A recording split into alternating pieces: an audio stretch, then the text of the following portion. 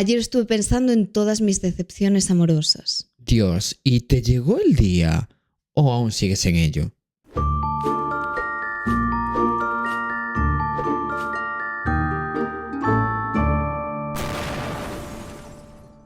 Muy buenas, yo soy Yayo. Yo soy Coral. Y estáis escuchando Sofá, Manta y Crimen, un podcast creado, dirigido, producido, guionizado, subtitulado, editado, grabado, montado, doblado y supervisado por Coral y Yayo. Efectivamente, ¿tienes problemas técnicos? No te preocupes, nuestro departamento de quejas, también conocido como Coral, contactará con el equipo de soporte técnico para solucionarlo.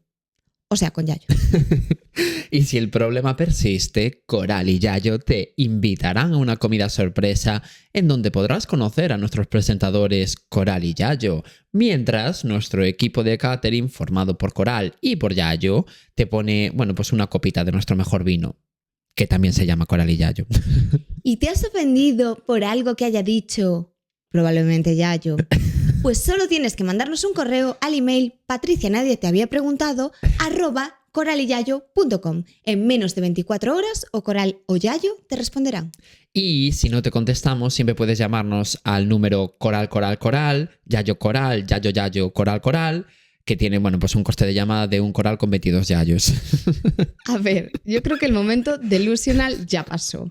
Nos hemos echado unas risas, pero mejor que empecemos ya con el capítulo. Sí, yo también lo creo.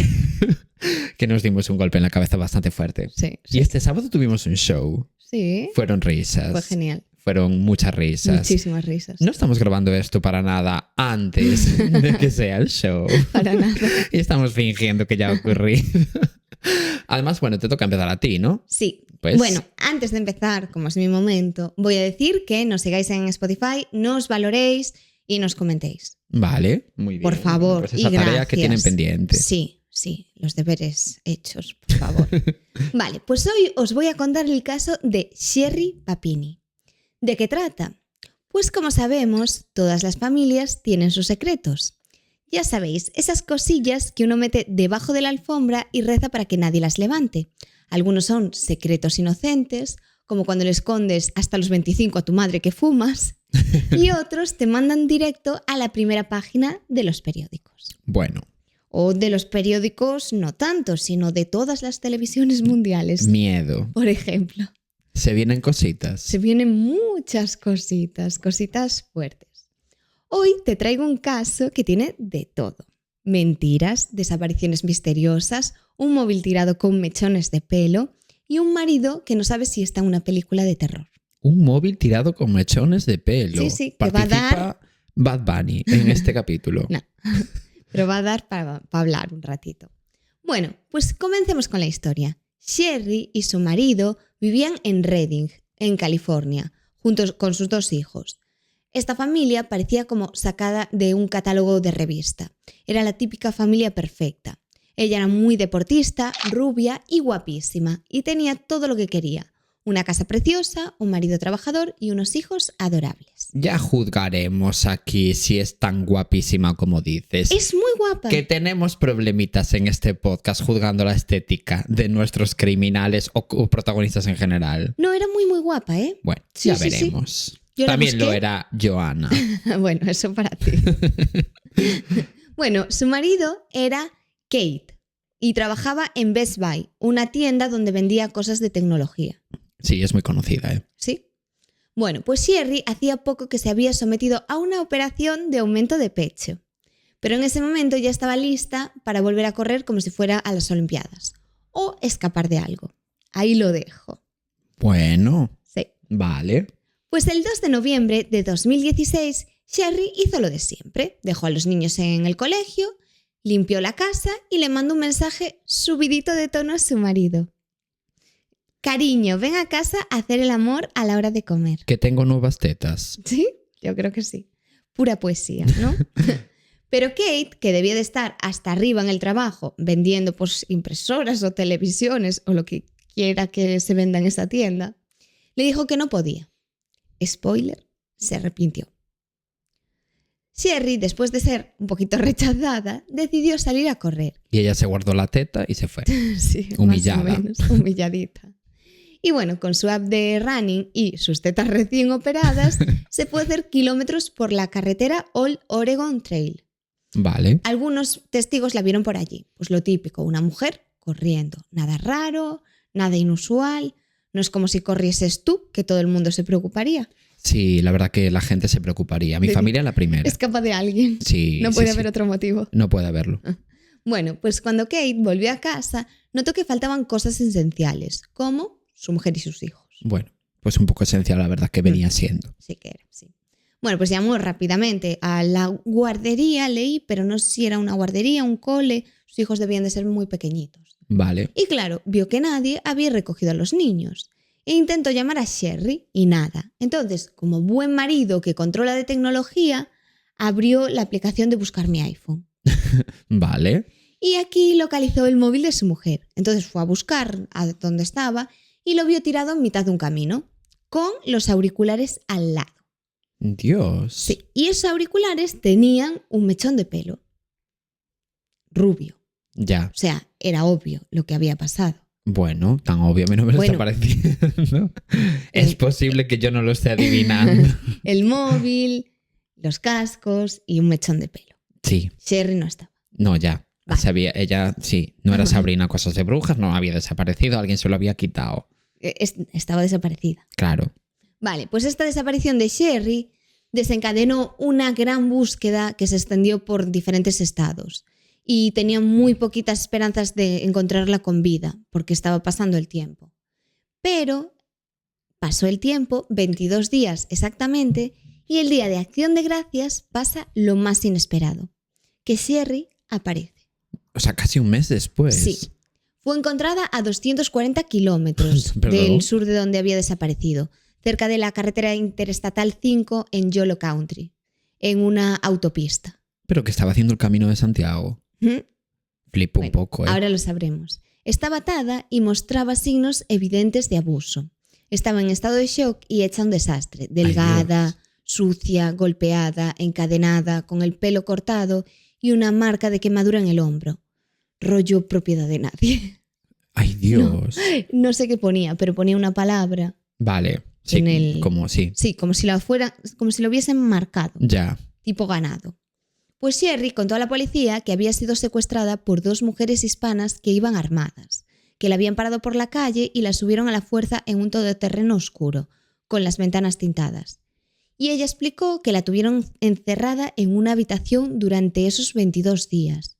Y allí solo había una cama, un balde y un recipiente de arena para gatos. ¡Ay, Dios, pobre! Sí, estaba encadenada, medio desnuda y la alimentaban a base de arroz y tortitas, mientras abusaban de ella físicamente. Abusar me refiero a golpearla.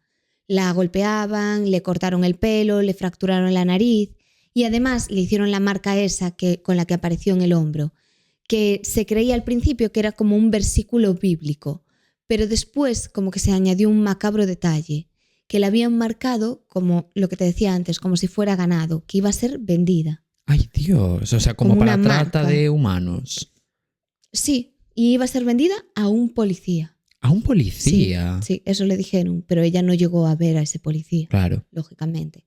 Bueno, pues ella contó que una de estas 2 mujeres hispanas, la más joven, parecía que estaba como obligada a estar allí. Y la otra tenía una pistola y era como más mayor y mucho más agresiva, mucho más violenta con ella. Ellas eran mexicanas y le hablaban en español, claro, y ella no entendía nada porque no hablaba español. No hablaba español. Y le ponía música a todo volumen, música mexicana, todo el rato. Sherry, la pobre, sí que es cierto que no recordaba mucho sobre el día de la liberación. Ella dijo que había escuchado a las 2 mujeres discutiendo un montón, pero claro, en español. Ya. Entonces no sabía lo que decían. Y la más joven le decía a la otra que necesitaban medicamentos y un hospital, Sherry.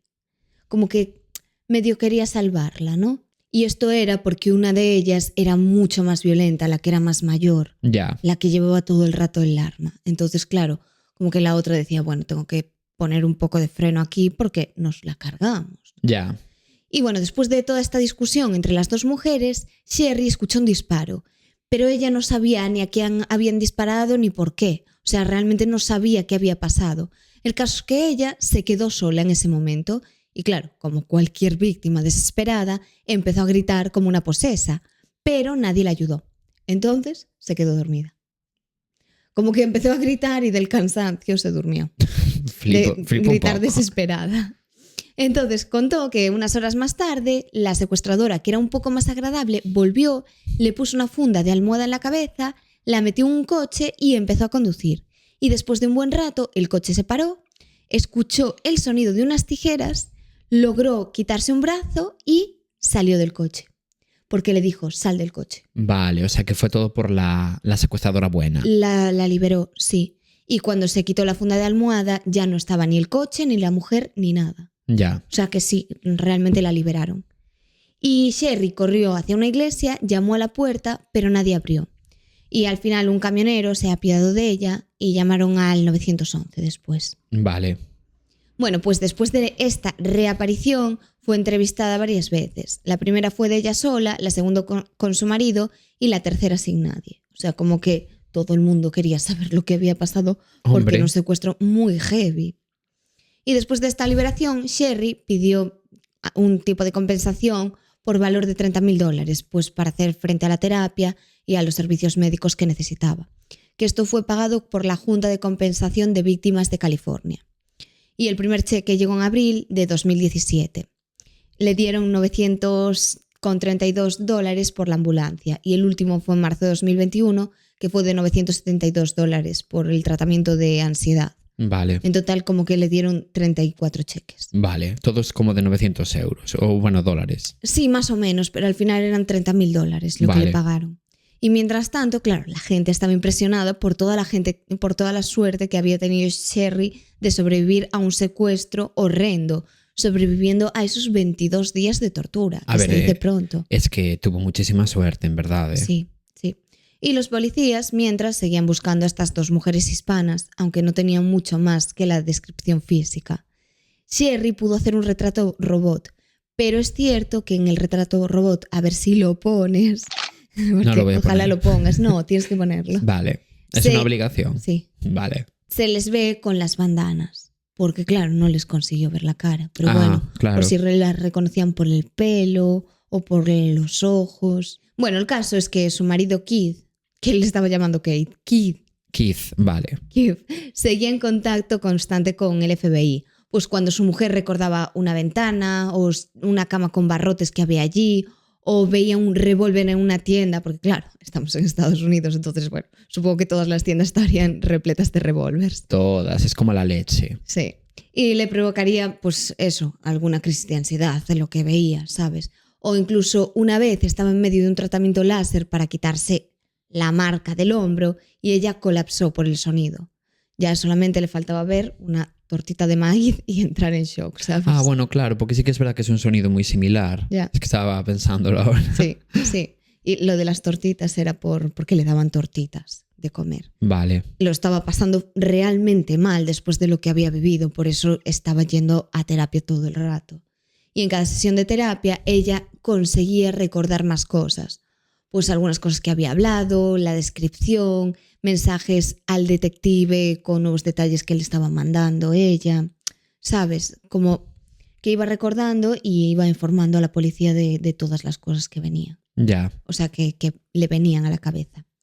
Pero durante años no hubo ni rastro de esas dos mujeres hispanas, ni un testigo, ni nada. Ni siquiera el policía, que supuestamente iba a comprarla, no aparecía. Y los investigadores ya estaban dudosos. ¿Por qué?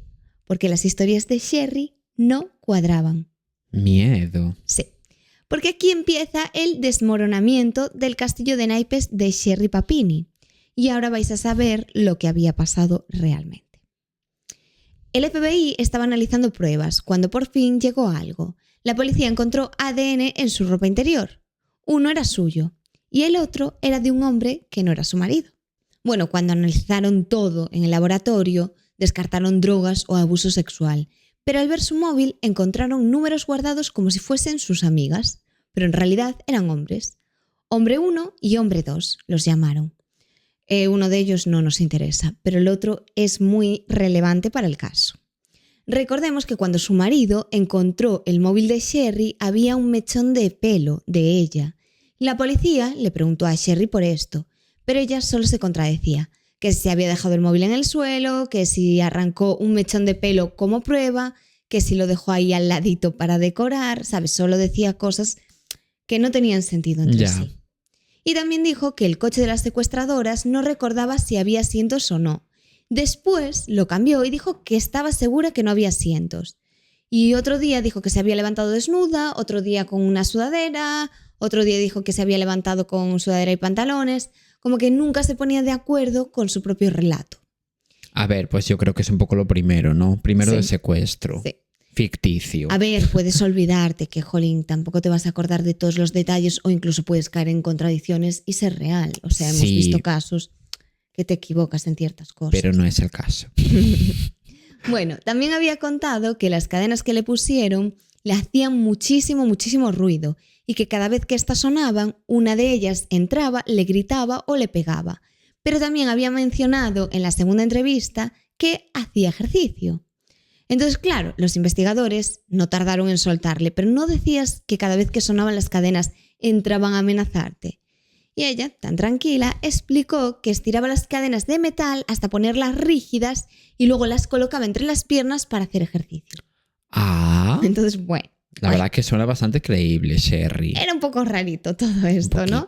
Porque si te están golpeando por hacer ruido con las cadenas, no se te ocurre ponerte a hacer ejercicio Y a tú ver si haciendo no hace running, ruido. crossfit, allí en tu mazmorra. Ser era deportista, eso no se lo vamos a negar. Bueno, pues todo esto resultaba súper extraño. Y claro, todo el mundo que inicialmente la había acogido como una heroína rescatada de las garras del horror, comenzó a cuestionar su historia. También en la primera entrevista había dicho que había música las 24 horas del día a todo volumen. Y claro, algo no cuadraba, porque si sonaba música muy fuerte, ¿cómo escuchaban entonces las secuestradoras las cadenas? Ya, sí, algo no cuadraba. Claro. Y otra joyita de su repertorio fue lo de las marcas de quemaduras en el hombro. Porque claro, esta marca que te decía que había sido como... Como el ganado, sí. Sí. Primero dijo que la marcaron como castigo por intentar escapar.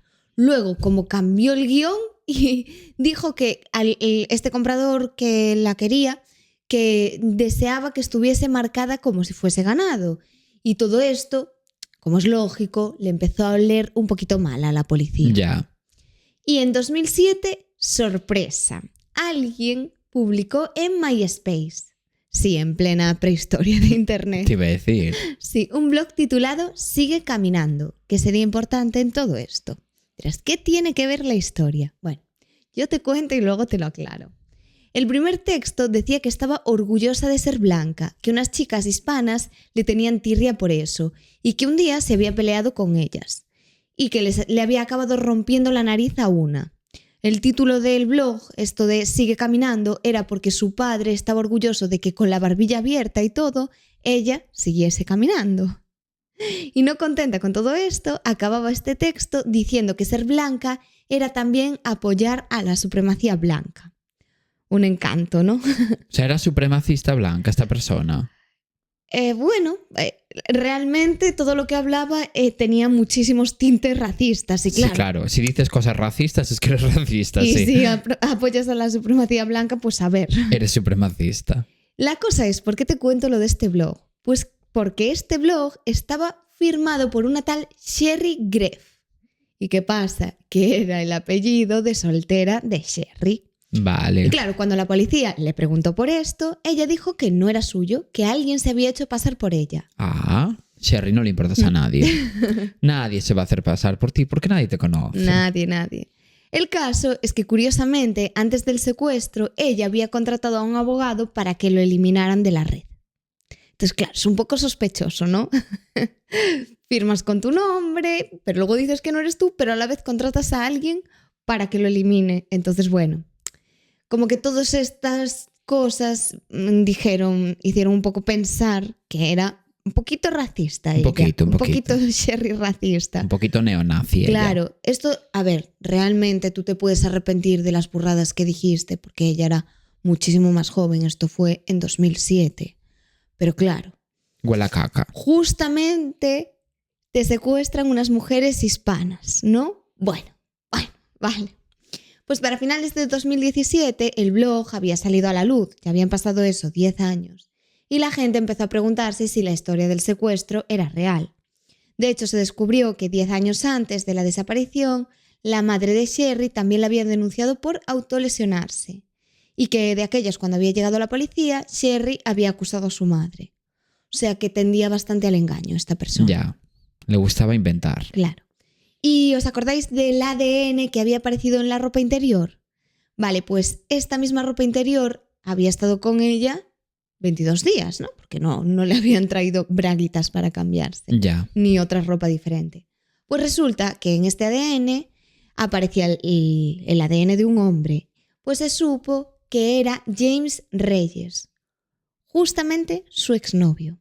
Qué raro todo, ¿qué pasa? Que estaba allí, en el medio del secuestro. ¿Se lo habían llevado para que no lo pasase tan mal? Pues no. Entonces, claro, un agente del FBI se puso a cotillar las redes del hermano de James y encontró una mesa que le parecía que era como otra que había descrito Sherry, que le había causado pues una herida que tenía. Ya. Entonces, justamente era la mesa muy similar. Y James, evidentemente, lo entrevistaron y no tardó en confesar. Contó que todo había sido idea de Sherry, que ella decía que su marido la maltrataba, que había hecho denuncias, pero que la policía pasaba del tema. Spoiler, no había ninguna denuncia a su marido. Y claro, entre ellos se comunicaban por móviles desechables y hasta le envió una caja, Sherry, con instrucciones a James dignas de una misión secreta. Fecha, hora, dirección y probablemente hasta una playlist para el viaje que iban a hacer. Flipo. Entonces él la recogió mientras estaba corriendo, pues para que pareciese un poco más natural, y la llevó a su piso en Costa Mesa. Y allí estuvo 22 días, comiendo poco, cortándose el pelo, haciéndose heridas ella misma, y le pidió también a James que le ayudara a hacerle algunas heridas. Y en alguna ocasión incluso pidió que le sujetara una silla mientras ella corría hacia la silla para golpearse la cabeza. O sea, ¿se puede ser más dramática que esta persona? Le gustaba un poco la performance. Sí, y en cuanto a la quemadura, ella se quemó con una herramienta para madera.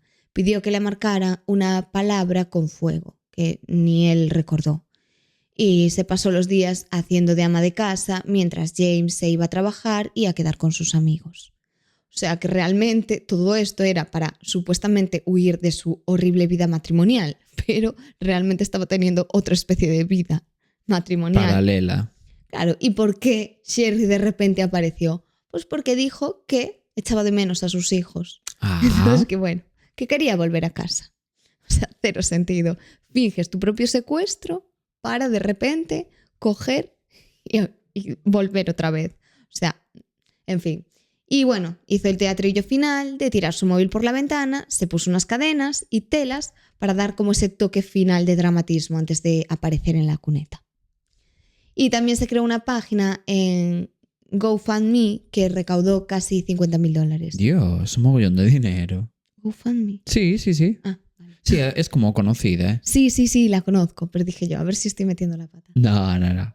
Bueno, pues el dinero que se usó para pagar todos los tratamientos psicológicos que conté antes, de todas las terapias, o sea, realmente sí había sido utilizado en eso. Pero lo que contaba se basaba solo en su relato inventado. O sea, un poquito fue como tirar el dinero, realmente.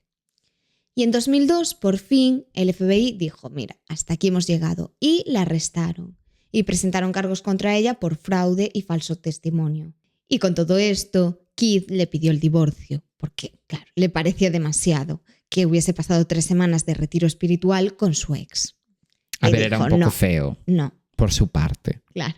Y James, su ex, salió limpio porque quedó demostrado que fue como un tontito más, que solo quería ayudar a su crush de la adolescencia. Bueno, y si mi crush de la adolescencia me está escuchando, Lalo, yo también lo haría por ti. El caso es que Sherry Papini fue finalmente condenada a 18 meses de cárcel, o sea, solo realmente, y a pagar $300,000 en compensación por esto, una deuda que probablemente nunca podrá saldar. Y durante la lectura de la sentencia, Sherry se disculpó, se puso a llorar y aceptó la condena. Pero bueno, tampoco le quedaba otra, ¿no?, que aceptarlo. Y fue llevada a una prisión de Florida, donde pasó los siguientes meses. Y seguramente ahora mismo ya estará pensando en su próximo guión, que Hollywood estás tardando un poco con ella. Ya, un poco sí, Netflix, ¿qué estás haciendo? Sí. Y este caso me recordó muchísimo a la película Perdida, que si no os la habéis visto, la recomiendo de nuevo porque creo que ya hablé de ella en otras ocasiones. Sí, ya se han contado casos sobre Perdida. Sí. Y un detalle curioso es que en 2024 Eminem mencionó a Sherry Papini en su canción Houdini, que la letra dice algo así como pillado durmiendo y mira, el secuestro nunca sucedió, como Sherry Papini, Harry Houdini. Ah, Dice bueno. algo así. Bueno, que la metió ahí en 2024, o sea que la gente se sigue acordando de ella. Y al final la historia de Sherry se convirtió como en una especie de recordatorio sobre los extremos a los que se puede llegar a través de la búsqueda de escape y sobre todo de atención. Sí. Que un poquito de atención quería. Hombre, claro, lo que ella quería era llamar la atención. Sí, y realmente esto tuvo bastantes consecuencias, porque hizo perder el tiempo y el dinero a la policía, que podrían haber estado comiéndose unos donuts, es broma, ayudando a víctimas reales. También hay más desconfianza cuando alguien denuncia algo serio por culpa de esto, por su historia falsa y por su show completo que afectó a un montón de gente.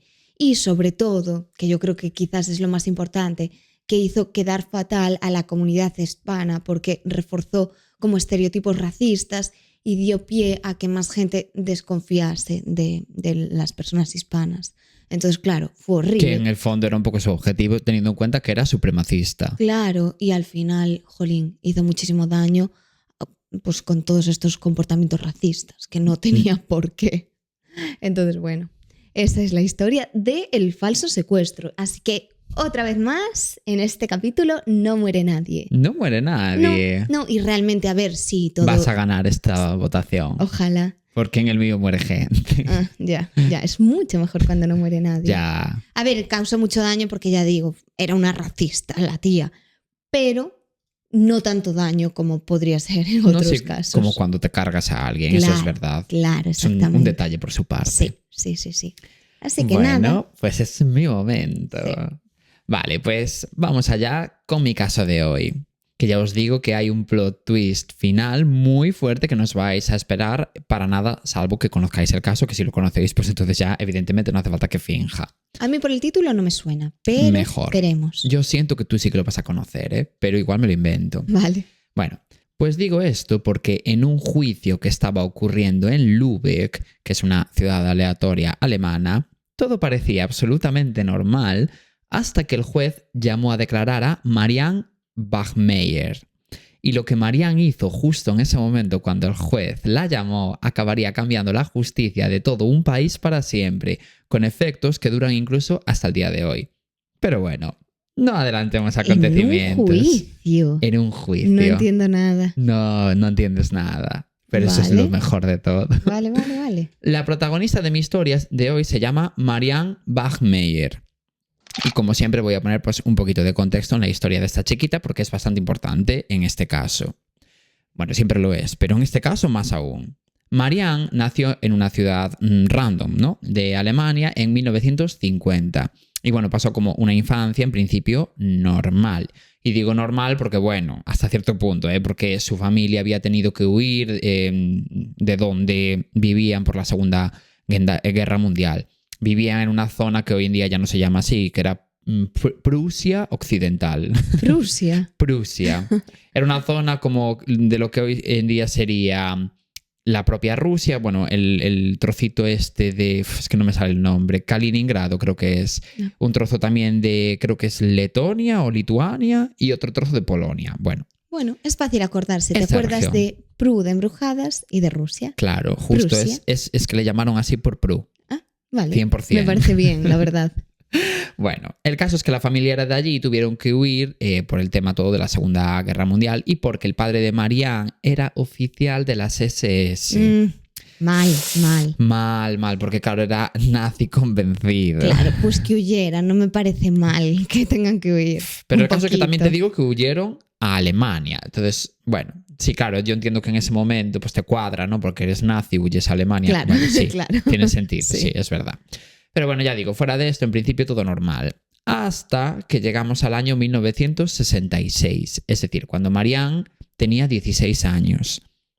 En ese momento Marianne tenía novio y bueno, no sé qué clase de medidas anticonceptivas se usaban en 1966, pero el caso es que fuera lo que fuera la medida que usaron, no funcionó.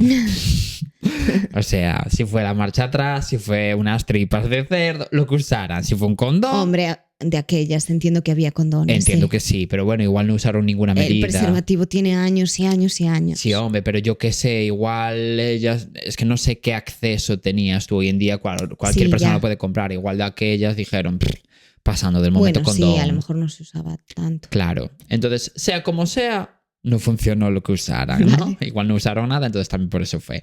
Sí. El caso es que Marianne se quedó embarazada. Y claro, imagínate el drama, porque no solo es que te quedes embarazada siendo tan joven, es que encima es el año 1966 y para los padres de Marianne era una vergüenza que ella se quedara embarazada tan pequeña porque es como, ¡oh, no está casada, fuera del matrimonio, por Dios! Bueno, ya sabes, gente atusándose el pelo, cositas, ¿no? Sí. Y por si esto fuera poco, cuando Marianne le contó a su novio que estaba embarazada, el chaval cogió... y se escapó de la ciudad como fingiendo demencia colectiva. Muy mal. Muy mal. Entonces Marianne, bueno, pues se vio sola, embarazada y con unos padres que, lejos de apoyarla, la ponían pingando. De hecho, los padres de Marianne la obligaron a tener ese bebé, o sea, como que no la dejaron abortar, y después de parir obligaron a Marianne a dar ese niño en adopción, porque una vez lo tuvo, ella quería quedárselo. Bueno, pues no. En adopción. ¡Qué horror! Sí, la verdad que sí.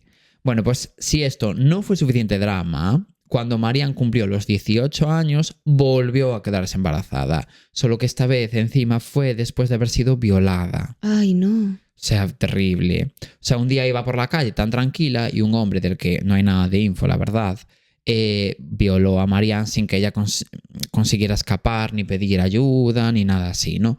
Y aún por encima Marianne se quedó embarazada de este chiquito. ¡Qué horror! Y otra vez los padres la obligaron a tener ese bebé, no la dejaron abortar sin que ella pudiera opinar al respecto, ¿no? No, y qué necesidad. Y realmente si te quieres quedar el hijo, no sé en este caso, pero si en el primero se lo quería quedar, ¿quién eres tú para decirle lo que tiene que hacer? ¿Quién eres tú en general? De verdad, Sí. toma la decisión, ella es su cuerpo, entiendo que es muy pequeña, pero hombre, una cosa es tú aconsejarle, decirle y otra cosa es, no, mira, vas a hacer esto. Exacto. Oye, perdona. Y aquí ya tenía 18 años, que ya era mayorcita.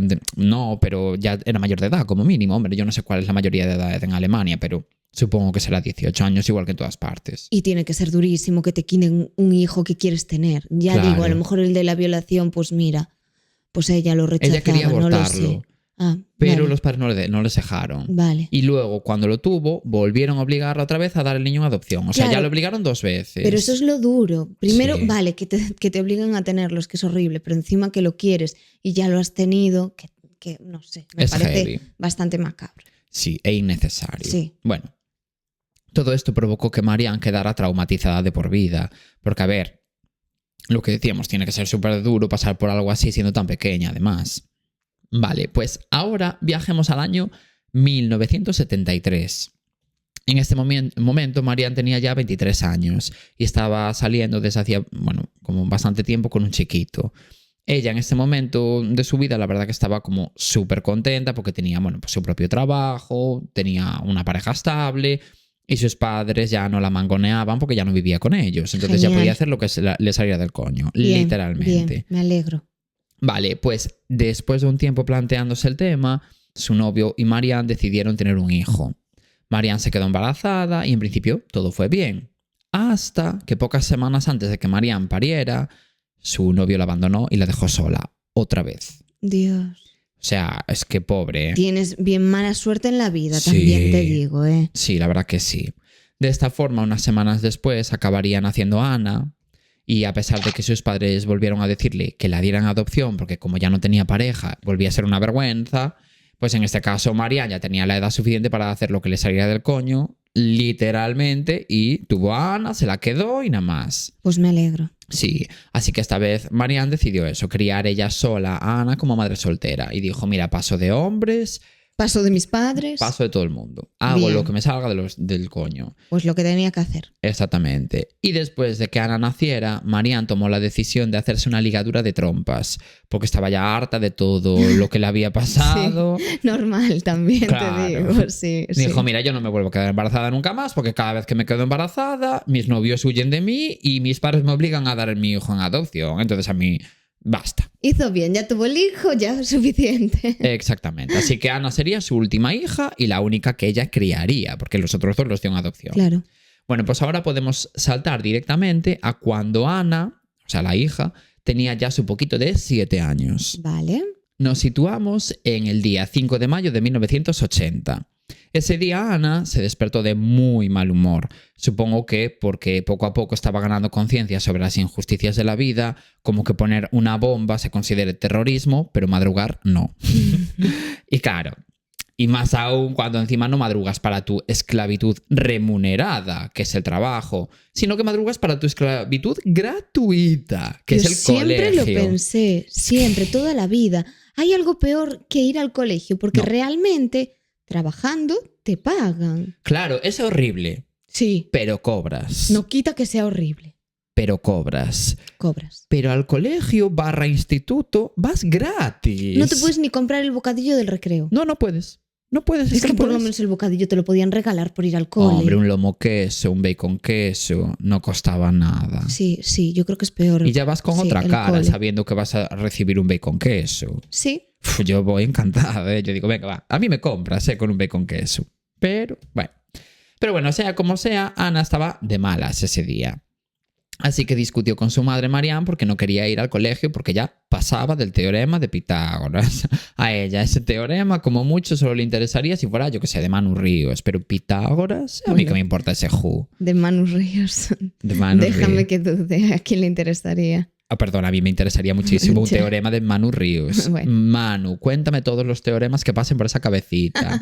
Esa cabecita perfecta, preciosa, de hombre guapísimo. Todo lo que se te pase por esa cabecita, tú cuéntamelo.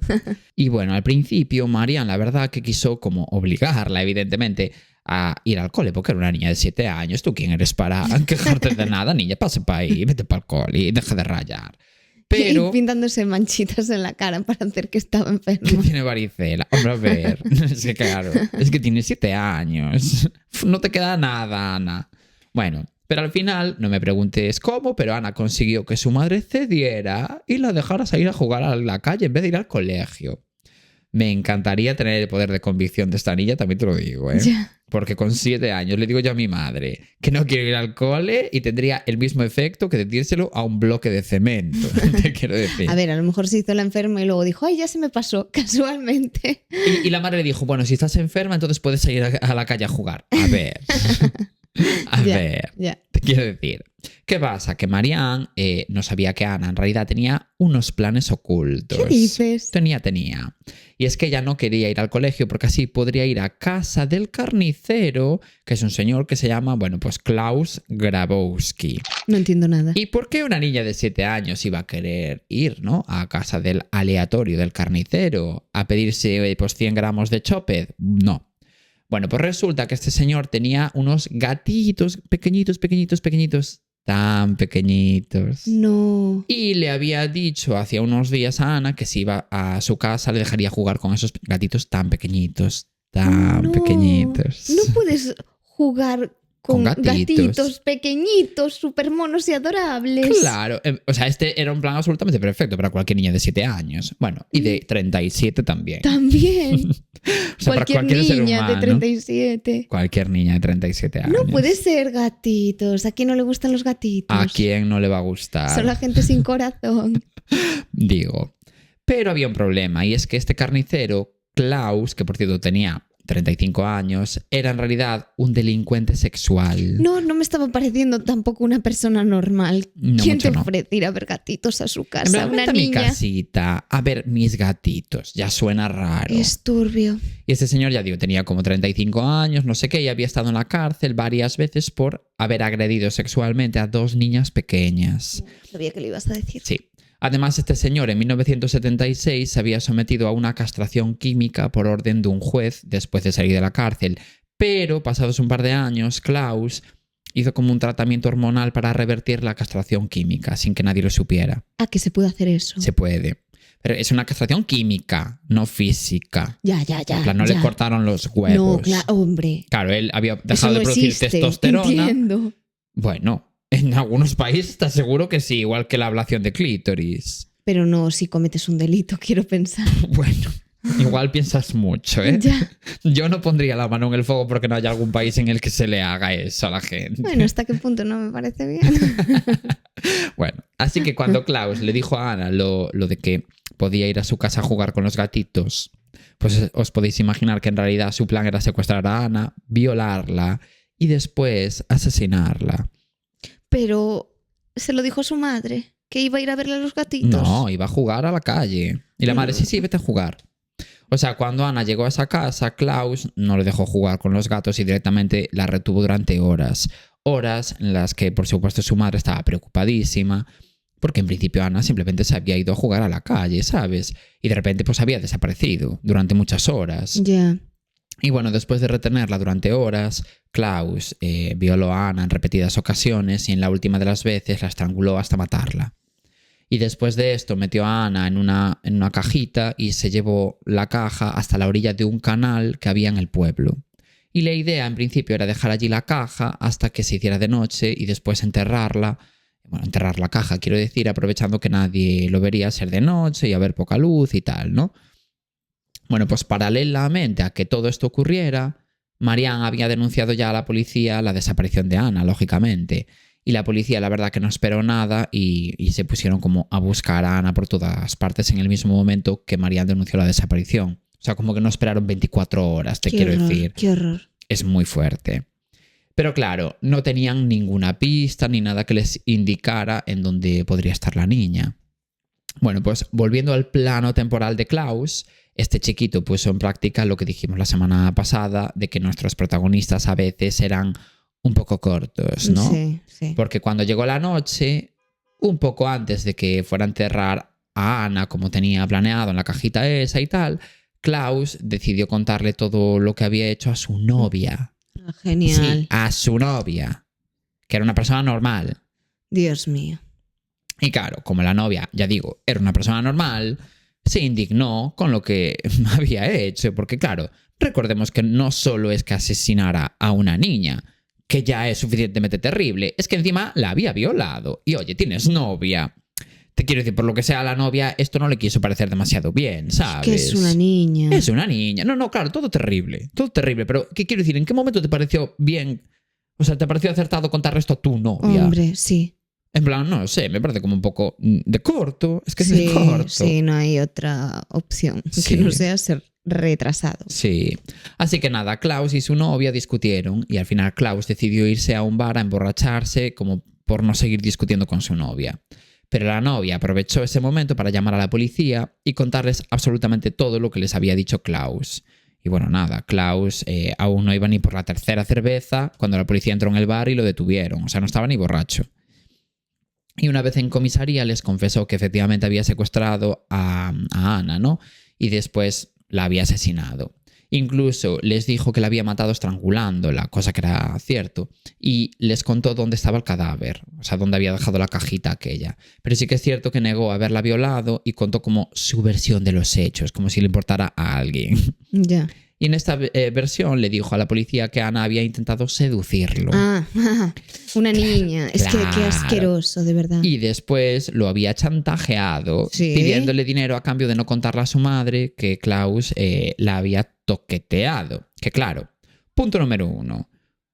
Una niña de 7 años... 7 años. Ninguna niña de 7 años... Detalle importante. Claro, tiene la mente como tan rebuscada como para pensar si quieren hacer eso. En plan, uy, voy a seducir a este carnicero y luego lo voy a chantajear, no sé qué. Y punto número 2, y mucho más importante, ¿cómo que intentó seducirte? ¿Qué clase de persona se podría sentir seducida por una niña de 7 años? O sea, te quiero decir... Sí, ya tienes que tener la mente muy mal. Claro, porque aunque ella lo intentara... Imagínate, te va a intentar seducir. Lo consigue. En serio lo consigue. Es fuerte. Es fuerte.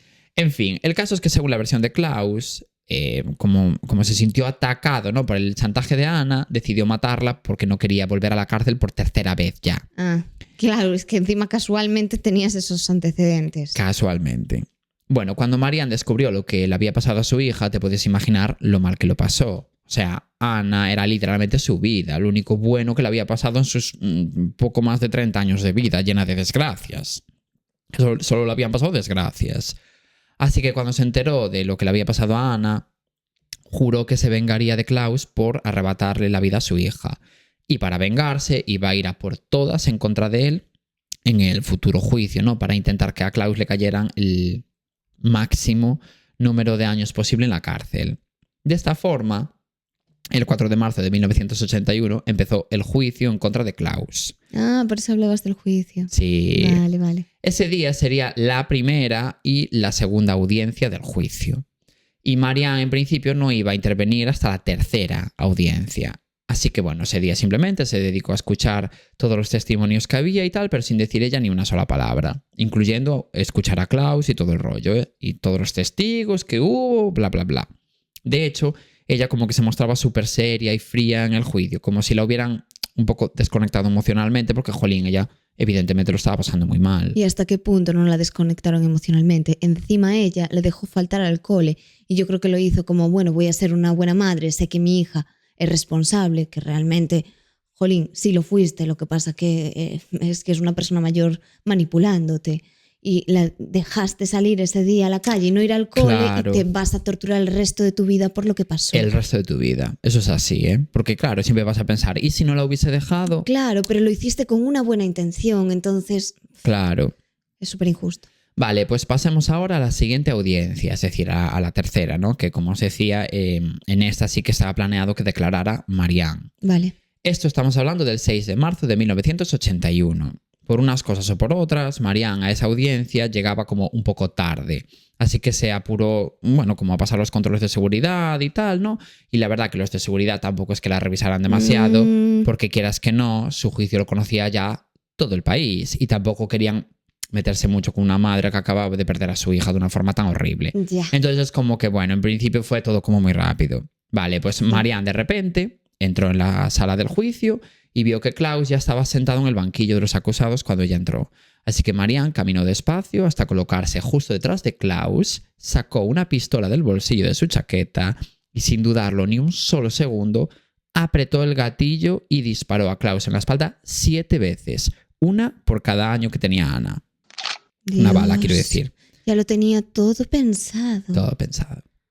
Y por eso os decía que en el juicio había pasado una cosa muy fuerte que cambió la historia de Alemania. Esa fue la cosa fuerte que pasó. ¿Y quién somos nosotros para juzgarla? Absolutamente nadie. Y bueno, después, obviamente, la policía la agarró de los brazos para detenerla. Y en ese momento Marianne dijo la siguiente frase. Cerdo, mató a mi hija. Quería dispararle en la cara, pero le disparé por la espalda. Espero que esté muerto. Y parece ser que aún iba una 8ª bala. Porque, bueno, se supone que Ana tenía 7 años, pero iba a cumplir 8 ese año. Entonces, iba una 8ª bala, lo que pasa es que se encasquilló. Entonces, pero bueno, como detalle. Bueno, pues después de que esto ocurriera, se supo que al parecer todo estaba planificado, evidentemente, por parte de Marianne. Desde que ella había tomado la decisión de vengarse de Klaus, supo que quería matarlo. Yo os dije que era... pues que quería que estuviera en la cárcel muchos años y tal, para no hacer spoiler, pero no era ese tipo de venganza que ella quería. Y le daba absolutamente igual lo que tuviera que hacer para conseguirlo. Así que en el año y medio más o menos que tardó en celebrarse el juicio, poco a poco fue planificando cómo iba a hacer para matar a Klaus.